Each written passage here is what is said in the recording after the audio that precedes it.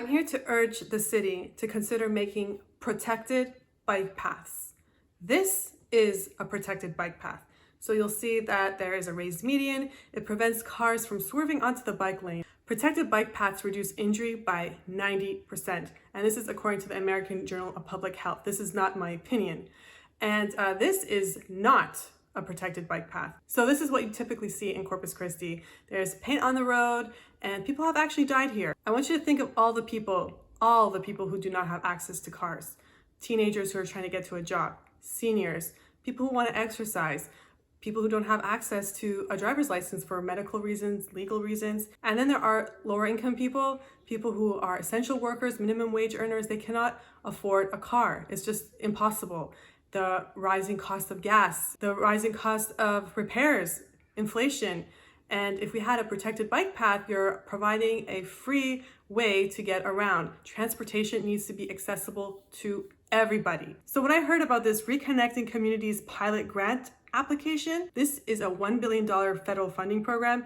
And the purpose of this is to mobilize marginalized people. This program specifically mentions public transportation and protected bike paths.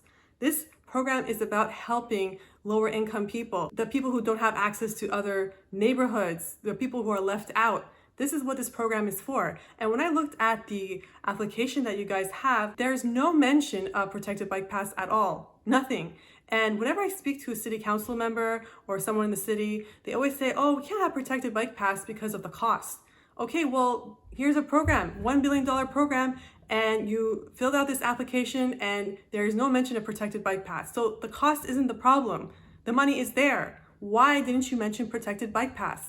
The job of the city staff is to understand the needs of the community and work accordingly. They know about this need for protected bike paths. This is being done in all cities. Houston has plans for 1,800 miles of protected bike paths. San Antonio has hundreds, Austin as well. And all the cities in America, Canada, Mexico, around the world, in the developed nations, they're all doing protected bike paths. For some reason, Corpus Christi isn't really with the program. So we really need to consider this. The city staff really need to look at this application and they really need to include protected bike paths because the money is there. You just need to ask for it.